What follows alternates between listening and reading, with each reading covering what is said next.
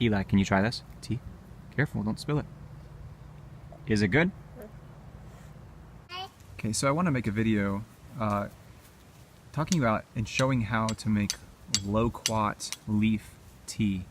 Now, if you're not familiar with what a loquat tree is, they're from, I believe, Southeast Asia, and they have these dark green, very glossy leaves that can measure as long as 8 to 10 inches, and they can be loaded down with fruit like this. When ripe, they turn a golden orange color and are really sweet, kind of fleshy and fuzzy, and they have a big pit in the middle, but they're very sweet. You can make things like jellies and jams out of them. Very good to eat. But right now they're not ripe, they're just green still. But you can actually, this time of year, you see the bright green leaves. These leaves are actually really beneficial and healthy, and are used in Asian countries for medicinal purposes.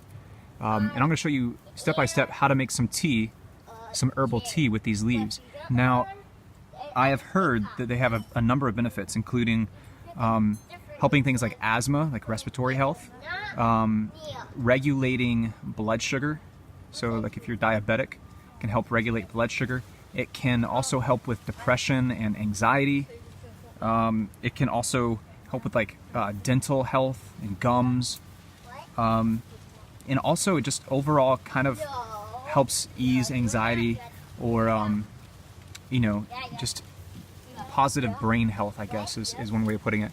So I don't know, because I don't really suffer from any of those conditions, so I can't tell you one way or another if it really works. I'm not a doctor, but these are just things, you know, some of the potential benefits of loquat tea, loquat leaf tea. So let me take a couple leaves and we'll show you step by step how I make the tea. So let me show you. You don't want to pick these dark green leaves like this. These actually aren't good for making tea because they're really hard and scaly, and they won't release a lot of the beneficial vitamins and minerals that you need. What you need are these young spring leaves right here, these really soft, tender leaves. So what I do is just pick off like 4 or 5 or 6. You know, it doesn't really hurt the tree. The tree is like really, it's really resilient, and it'll grow back. And that should be good there. So I've got like, you know, 4, 5, 6, 7, 8, it doesn't really matter. And we're gonna take them on inside, and I'm gonna show you what to do next, how to process them. So I've got my leaves laid out here. I went ahead and picked a few more leaves that you didn't see in the previous clip, but here's the top of the leaf, and then this is the bottom of the leaf. You can kind of see the difference. This is kind of glossy, and this is kind of furry, and it's soft and kind of almost like velvet or felt. That's a problem, because I've heard that this fur is actually an irritant to your throat, to your mouth. So what I do is I take a butter knife. Let me get rid of these extra leaves real quick. I take a butter knife like this, and just kind of softly scrape the back of each leaf, the underside of the leaf a little bit. You just want to try to remove as much of the fuzz as you can. You kind of see it darkens up a little bit when you do that.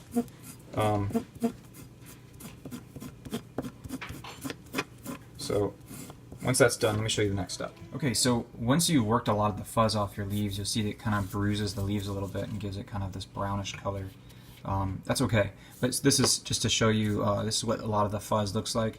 It kind of ends up looking like fiberglass insulation or something that you would get in your attic. But that is what I heard will cause like a little bit of irritation in your throat if you drink it. So you try to get all of it off. It doesn't have to be perfect, but once you get a lot of it off, you're going to go ahead and process the leaf. And this is how I do it. I start with the stem about right there, and I come along, and you want to cut the middle vein out of this leaf basically with a butter knife or whatever knife you want to use. And you basically just start right there, and you cut on either side of the stem, the main vein that runs through it, because it doesn't have a lot of beneficial nutrients in it. So I kind of split the leaf like that, and then I'm just going to cut right here and cut this really thick part of the stem off. So that's gone. I'm going to put it off to the side and get my main, this main vein that runs through. This is called a pinnate leaf formation venation. And so I got these halves right here. I'm going to cut these into little chunks, and you can cut them as small as you want them. The smaller the pieces, the more surface area you have to be absorbed into the water, so the stronger your tea will be in the shorter amount of time. That's why if you see like a tea bag you buy at the store, they're really small little pieces of leaves that are ground up. So I take them all and I just put them in a bowl, and here's what I have so far in my bowl. This is about 12 leaves so far. So let me do another one real quick for you guys. Just cut down the middle vein here. And while you're doing this, it's good if you go ahead of time and get a pot of water boiling. That way by the time you're done processing all these leaves, your pot of water is boiling and you didn't have to wait on it. So I just cut that whole thing out. So I've got this here. Here's the underside. So I'm just going to go ahead and process all these up, chop them up. There's really nothing super scientific about it. I just want them to be in little chunks. And also, you know, I've seen people that kind of like will bruise the leaves a little bit, kind of like you do like a clove of garlic. It kind of opens up the cell walls and releases a lot of that stuff. So if you wanted to, you could take them and kind of smash them together and make a little twist or something like that. Kind of open them up more and bruise it. I don't really do that. So put them all in there, and that's the leaves. Now, let's take you to the next. My boiling water setup. It's not boiling yet, it's getting there. But I wanted to show you I have a pasta strainer sitting down inside the water. So I'll show you how much water is in here. You can see better with this knife. There's about 3 inches of water that I can actually soak the leaves in. So once this gets boiling, I'll drop the leaves down in there. And that way I don't have to strain it out or anything. I just lift this up, and all my leaves come out, and my tea is left behind. So I got my pot to just about boiling point here. And I went ahead and added my leaves. I'll show you what it looks like. And those are my leaves floating in there. It gives off a really kind of like pungent aroma when you first put them in there. But I'm going to let them sit in there and steam and kind of steep in there. And occasionally I'll open it and kind of stir it around a little bit with a spoon and show you what that looks like. Make sure they all kind of drop down in there. And that way they're all getting wet and submerged in the hot water. So we'll give it about 5 minutes of just steeping in there and getting hot, and then we'll see. 5 or 6 minutes have gone by. Let me show you what we got here. Sorry for the steam billowing out, but it smells like cooked collards or greens, and you kind of have kind of a soggy looking, looks just like soggy collard greens. So I'm going to go ahead and just pull the strainer out. This is really hot, so you're going to have to move quick. I'm going to tap all the moisture out of there. And let me show you what we got. So it's kind of a golden orange. This is about 6 minutes worth of steeping in here. You can kind of see there's little flecks of some of that fur that's fallen off, and that fuzz that's fallen off, and it's actually made its way down into the pot. So what I'll probably do is use a coffee filter and actually strain this out one more time with a coffee filter, just because I'm a little bit nervous about it, but it probably won't even do anything. So let me show you what that looks like. So here is the finished product in my cup. Well, almost the finished product. It's kind of a pretty, almost magenta tone to it. Very pretty.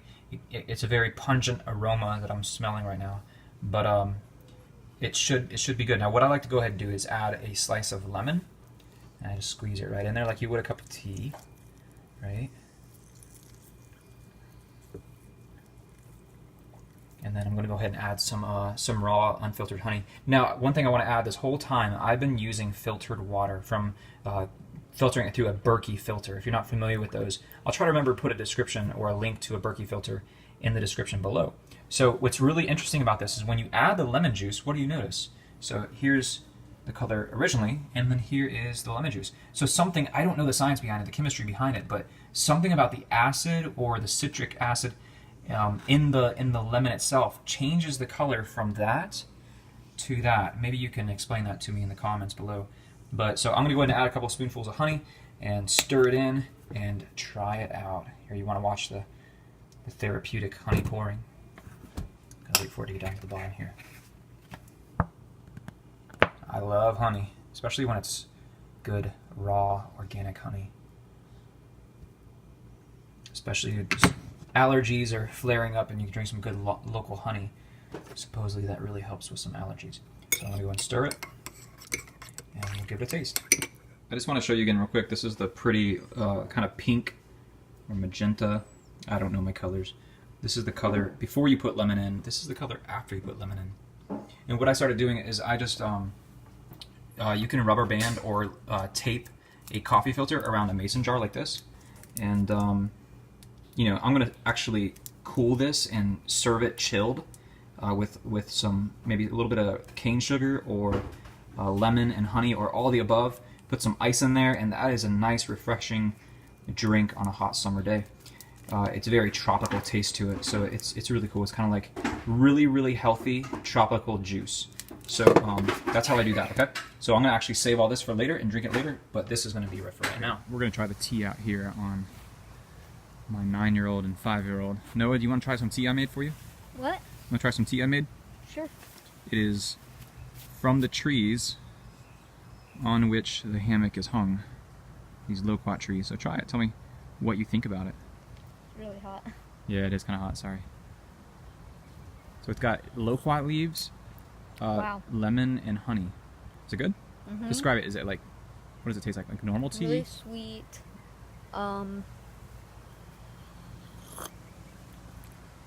Really like sweet and Does it have like a fruity lemony. taste? Yes, Lemony? fruity taste. Yeah, it kind of has a tropical, fruity. Yeah, tropical. Hey Eli, you want to come try this? Yeah. So here's the trees. Straight off of those trees. It's so good. And these trees will grow in central Florida where we are, but they'll all grow all the way up into like southern Alabama and southern Georgia as well. They're pretty hardy trees. Yummy. Is it good? You still have a raspberry smoothie on your face from earlier. You still have a raspberry smoothie on your face from earlier. So yeah, this is really good for you. This tea is really good for you. Actually, like I said, it levels out your blood sugar. Too. Tastes good. It's good for your liver if you want to detox your liver. Helps ease anxiety. So it's really good. It's cheap to make. It's a little bit labor intensive, but it's worth it. Definitely worth it. All right, thanks guys for watching.